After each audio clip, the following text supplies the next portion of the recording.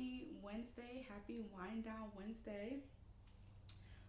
For those of you, if you are new, who don't know what wind down Wednesday is, it's basically just every Wednesday we come together, we relax, decompress over wine or anything, your glass of choice. It can be tea, it could be hot chocolate, whatever it is that you feel like you want to drink that's gonna help you wind down and decompress. And we talk about various different topics and conversations that's kind of just supposed to let us release the energy that we've built up so far throughout the week in hopes to get us through the rest of the week. So, before we get started to the video, I always like to have a glass of wine during my wind down Wednesdays, and so I'm gonna go ahead and start by telling you guys what the wine of the night is. Not gonna lie to you, I don't know this. This is my first time drinking this wine. I have no idea how to pronounce it. So I bought the bottle out, you guys. I bought the bottle out so y'all can just see what I'm drinking. And then I'm also gonna put it inside the description as well too, because I honestly don't know how to pronounce this brand. So I don't know if you guys can see it, but hopefully the labeling brings a bell to you. If not, again, it's gonna be in the description. I do know that it is a soft red blend. And y'all, when I used to drink wine and I used to see like red blend or like, well, I don't know if there's a white blend, but I always see like red blend or whatever. I never really knew what that meant. It wasn't until today I looked on the back, because normally I like to tell you guys what the wine is supposed to be like mixed with, so you guys can kind of get an idea of what it tastes like. And to my surprise, red blend just means it's like a blend of the different types of what red wine. I may be a little blonde, but wow, I was just mind blown just now when I saw that. And so this is a California wine, by the way. It is 2021. How old it is. And so this one is blended with Pinot. Hold on, let me get it right, because someone taught me how to say this, so let me say it the right way. Pinot Noir. Yes. So this is mixed with Pinot Noir, Malbec, and Petit Syrah. Now that I don't know if I pronounced that right, but again, I'm gonna put it in the description so you guys can see. So again, I've never tasted this before, and so we're gonna do a taste test. Remember last video I said you're supposed to swirl the wine a little bit, smell it. That smells like red wine. And let's taste it. And mine is chilled, you guys. So my description of what it tastes like may varies when it's not chilled, just to let y'all know.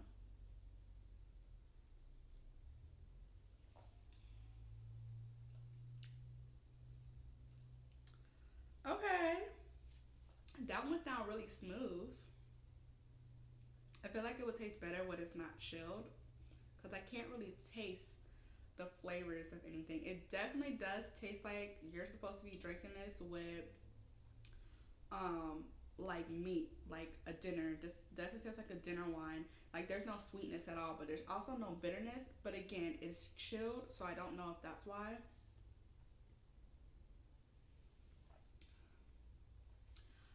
But it is definitely it definitely goes down very smoothly. If that's the soft part of the wine, I see what they're talking about. So now that we've gotten through our portion of what wine I'm drinking tonight, let's get into the videos. I don't really have any updates today, you guys, in regards to like how I'm doing or anything. To be honest, this week I've just been feeling a little bit of lots of days ago. And I don't know why. I know last week I was telling you guys how tired I've been feeling, but this week I'm not really tired, but I just been feeling a little bit lazy. But like I know I have stuff to get done and do, so I've been pushing myself to do them. So you guys are in actuality seeing what it looks like to make myself do something. Like right now I would really much rather like scroll on social media or watch TV and just lay around. But nope, I'm making myself get up and I'm making myself get some work done. I may seem a little bit energetic. It may not seem like I feel a little bit lazy. But before I sat down today, I was like, Lord, I don't know why I'm so lazy, but please put the energy back into me, because the feeling that I was feeling when I woke up today, I did not want to do anything at all today. But I was like, no, girl, you need to get stuff done. So yeah, that's pretty much an update that's pretty much an update as to like how I've been feeling this week so far. Just very lazy, but trying to get into the habit of being productive. Still in a sense grinding. But enough of that. Let's get into the topic for today. I feel like a very common topic of discussion is how children are affected by like divorced parents or separated parents. And that's a great topic and all. I mean, I guess it's not really a great topic, but it's a topic that I can relate to a lot because unfortunately I am one of those children. And I could talk a whole lot about that. I don't know. We may put that for another week. But what I find to be a more appealing conversation or topic of conversation is how the interaction or relationship of parents when they are together affects children. I don't know, I think like in general it seems like it's all good, right? It's better than parents being split up, because when you hear parents are split up, all these things, oh, this child's gonna do this, they're gonna get back, be like this way and do that. Like you have all these things that comes up when you talk about like children with separate parents or whatever, or divorced parents. But like all people who are in a stable, good relationship, I feel like the interactions that their parents may have can also affect children. Not always in a good way. Like I feel like most people just assume that it could be. And it wasn't until like maybe about a year ago where I've realized that like the way that I am in certain areas of my life has a lot to do with the way that I viewed my parents and how they interacted with each other when they worked together before they split up. And so I kind of want to talk about that today. I kind of want to bring awareness to that. So that way, if you're open and willing, you can sit down, take the time to like reflect on certain areas of your life where you're just so used to perceiving certain things a certain way or doing certain things a certain way, and you really have no explanation as to why. You kind of just think that it's just who you are. But take the time to like reflect on those certain areas of your life and really trace it back to like your childhood or the type of environments that you were around or the type of interactions and relationships that you were, brought up around, and see if like any of those could possibly have an effect on the way that you are. Because I feel like a lot of who we are as a person has a lot to do with our past and how we were raised up. I feel like we have the ability to change from, the different habits and things that we probably were taught or raised around, or the environment that we've come from. But before we get to that change, if we don't, first of all, we don't realize that change. If we don't realize those like habits or those things, we can't really change. But before you get to that change, you do have to make the connection as to like where it comes from and where it stems from. And so I've been doing a lot of that lately, just trying to think about like certain areas of my life and trying to figure out like where did it come from, or why do I think the certain way that I do, or why do I do and behave in certain ways that I do. And I tried to like trace them back in order to create new habits for myself to grow as an individual. And I don't know if it's something that I don't like, to make those changes. And so today I want to talk about how like my parents, when they worked together before they split up, has, I feel like, affected a lot of my love life, if you will say. So I think it's important to first note that like my parents split when I was starting middle school, like the very beginning of middle school for me. I want to just point that out right there, right now, and then like I'm going to go back into history a little bit and kind of explain what the dynamic was, and then we're gonna come back to that thought. But hold that and keep that in mind.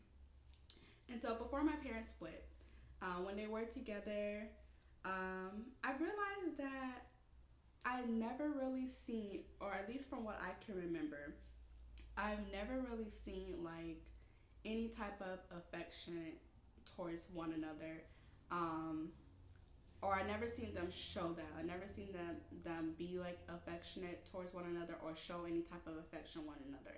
And what I mean by that, it's like I don't know. I feel like we all lived in the same house and we were all just living together. But like I've never seen like my parents kiss, a hug maybe here and there, even something as I guess it's not really small, but something like saying "I love you," like those type of terminology, that like phrase was rarely really used around like our household. It was like maybe not today, but like as I grown up, like when people or my friends or something would say like, "Oh, okay, bye, I love you," or whatever, like that was always weird to me. Like not necessarily weird, but it was very uncomfortable to me. Like I could never say it back. I would just be like, "Okay, bye, see you later," and keep it moving. But I would never say like the words "I love you" back, even though I probably meant it or really felt that. But I could never actually say that because it was just so uncommon for me to hear a lot. So when I did hear it from other people, it was very uncomfortable for me. Even like a hug, y'all. I remember in like middle school and high school, I used to hate to be touched. Like if my friends were to hug me, like I would literally be like, "Okay, that's enough. Y'all can get off me now." Honestly, even up into college, I think I was like that. But like something as like people touching me or hugging me, like that was very, very uncomfortable for me. Just because like growing up, we didn't do a lot of hugging, we didn't do a lot of touching. It was like we were all in our own little bubble, in our own little space. Um, and so that's kind of how I was raised. Not to say that like my parents didn't like love each other or whatever. I definitely felt like the love and all of that was there, but it was something that just wasn't expressed through like physical touch or expressed through like words or anything. It was just something that's like, okay, I think we all know what it is, but there's no need to like show what it is. So yeah, growing up, I never wanted to be touched. I never like the whole touching, hugging, lovey-dovey stuff wasn't me. I wasn't really an affectionate person, honestly. And I just used to think that like that was just me. Like I don't like to be touched. I don't like the lovey-dovey stuff. Um, but in actuality, I don't think that was me. I think that was just what I was used to seeing all the time, and so it kind of just with unconsciously just was in me, right? And so what the problem is with that is that as it relates to like my love life, I am 27 years old, you guys, and I have never been in any type of relationship. Like, relationship, what's that? I don't know what that is. I've never been in any type of relationship. So I know nowadays y'all like to talk about like a situationship or a we just friend. All that, I don't know what any of that is. I've never been in any of that. And for the longest, I used to think that the reason for that was just because of like my insecurities. And again, that's a whole nother topic, so we can talk about that a whole nother week. But reflecting on it now, part of the reason does have a lot to do with like insecurities, but I think the other part of the reason, probably like the main part of that reason, is because of how I was raised or what I viewed inside of like my household, where like affectionate and like the love and all that type of stuff wasn't really shown.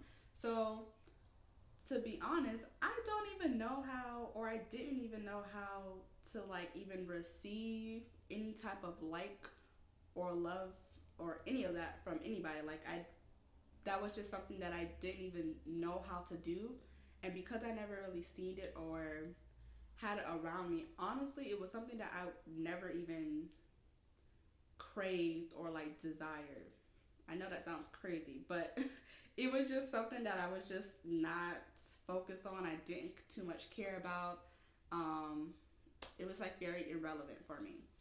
And so going back to how I mentioned like my parents split when I was in middle school, I think that's really important to note because I feel like middle school, high school, those are the years where like you're growing up into like, you know, a teenager, you're hitting puberty, and the major thing during that time is boys and girls. Like the girls are obsessing over the boys are obsessing over the girls. Like that is our during that time for people at that age, starting middle school and high school and stuff, like that's the biggest thing in the world to them, right? That's their everyday news. That's like the topic of discussion. Like that's all life is about at that age.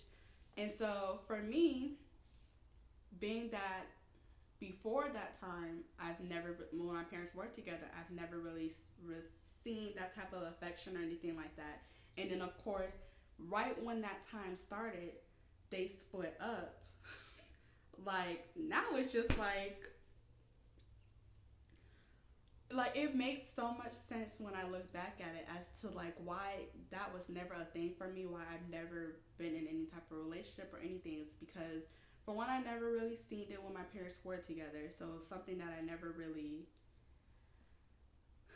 craved or desired. But then the fact that they split up, now I really don't crave and desire it because I'm just like,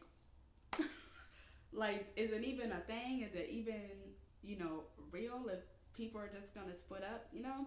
Like, think that, like, really plays a huge, or has a huge impact into, like, my love life today. Like, I don't know, it was just something that I never craved. Like, of course, I may have had, like, maybe a crush or two or something, you know, throughout the years, but it was never anything that I, like, acted on or felt the need to act on.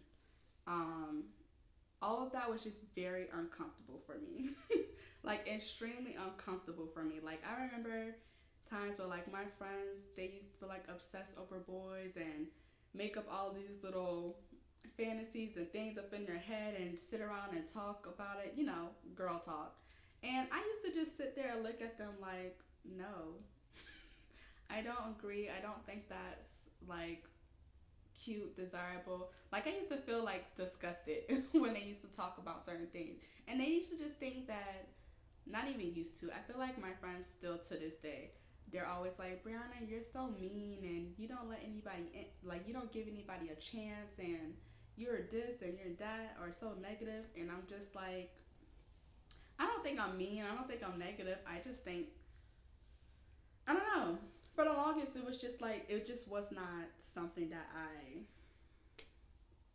it just was something that I just like did not care about. Like I felt like I was always more focused or more interested in my future, getting good grades, just a lot of stuff. Like when my parents split up, I felt like I had to grow up and mature a lot faster, um, and prioritize and think about more adult like things. Like I didn't feel like I had the time to sit around and obsess over boys.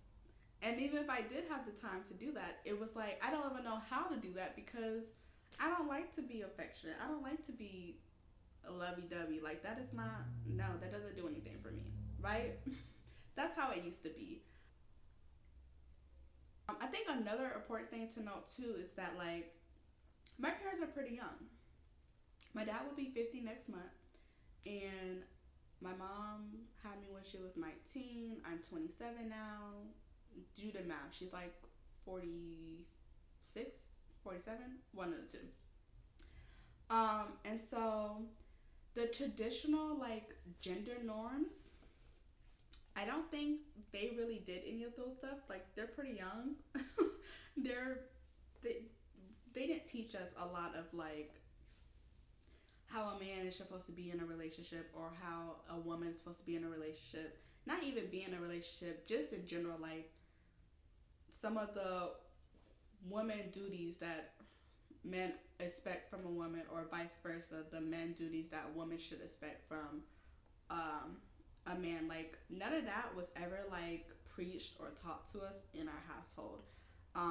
So much to the point where like I remember in college, like my friends had to tell me that a woman should not, if you're walking with a man, a woman should not walk on the same side of the street. Like you're supposed to walk on the other side. The man's supposed to walk on that side.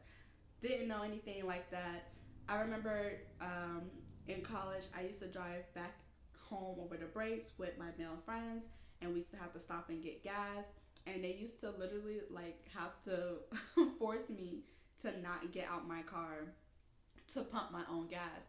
And I don't know, I just thought that it was like a I don't know what I thought it was, but I remember I used to like look at them like, I know how to pump my own gas. Y'all don't need to. I can do it myself, right? Like I don't know. I kind of felt like they were trying to take my independence away from me a little bit, but they had to explain to me that like not that they think that I don't know how to pump my own gas. Of course, I know how to pump my own gas, and they know that. But it's the fact that they were raised and they were taught that like the man is supposed to pump the gas, not supposed to let the woman touch the gas tank. Like little stuff like that, like gender norms like that was just something that I just was never taught, never heard of. I don't want to say, I almost want to say kind of never really seen a little bit. So it was just a huge like shock to me, like learning certain things like that as I was growing up, because it was just something that I never knew. And so, you know, fast forward to my adult life where I'm coming into myself and I've kind of already like started to like change and improve in like other areas of my life. I am finding that, okay, my love life is something that I now want to prioritize a lot more. And so I started to like dive into, you know, why this was never a thing before. And this is what I've come to. I just realized that like it was because of the things that I grew up around or that I've seen when it comes to like love and affection and stuff, that I wasn't able to have that of my own. It was just something that I've always just kind of like neglected because I never really had a desire or like any type of craving for it. But now it's like the opposite.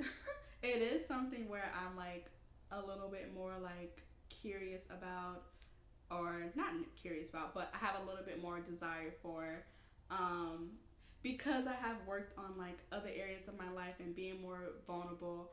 I can say I have been a little bit more affectionate now. Like I'm starting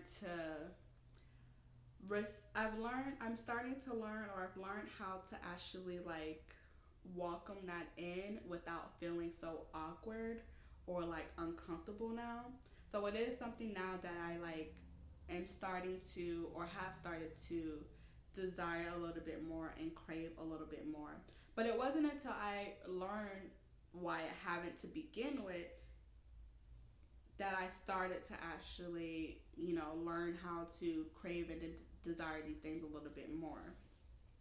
And so that was like a really big, just like reflection, revelation to myself and in my life that I just felt the need to share, because it just made me think like, what other areas in my life where something from my past, something from my upbringing has like caused me to behave in a way that I do, or like think in a way that I do.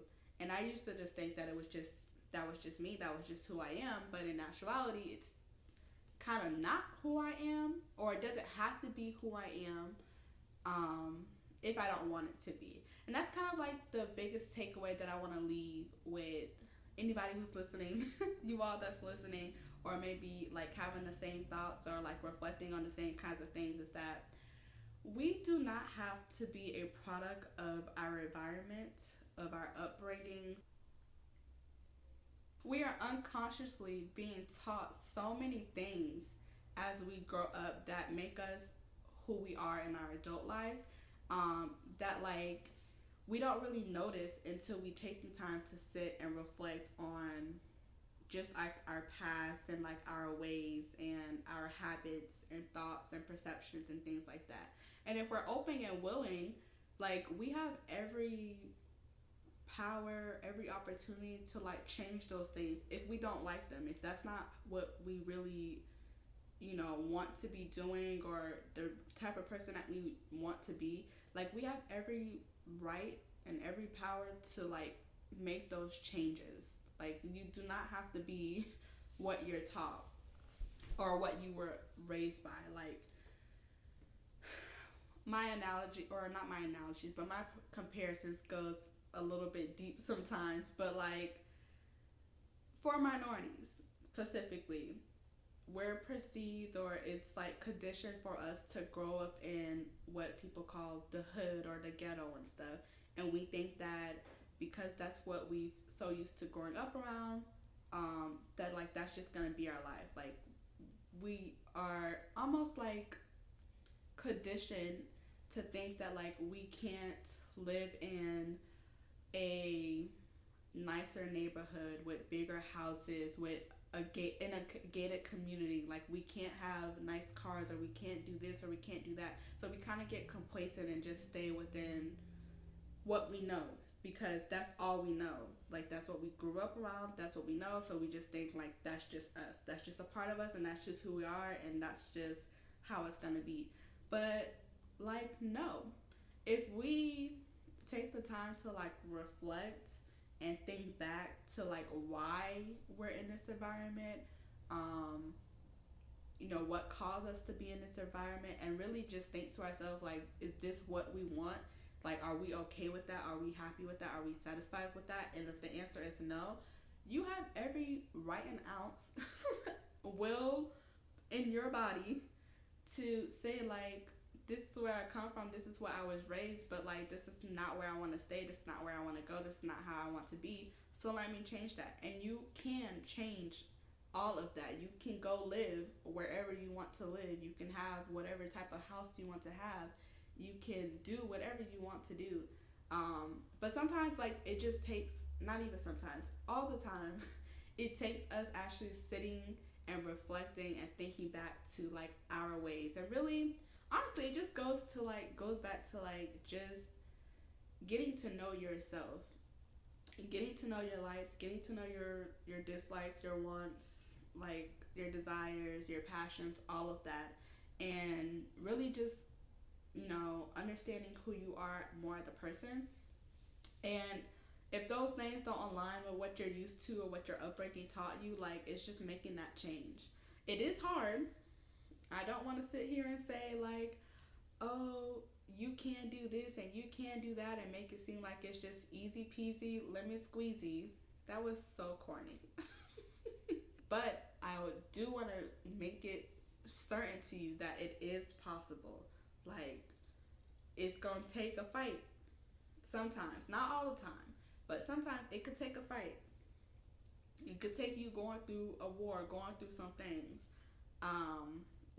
putting up a battle. But it is absolutely doable. It is absolutely realistic.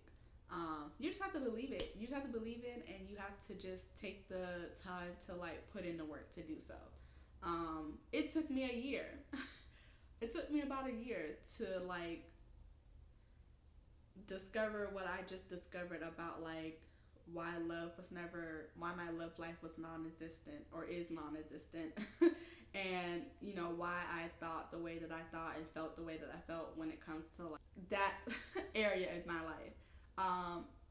Took about a year, and honestly it didn't even come about on my own. It was something that someone else like made a statement or a comment about, and it made me actually sit and like think like, oh, let me dive deeper into that. So Yeah, it's not easy and it's very uncomfortable too.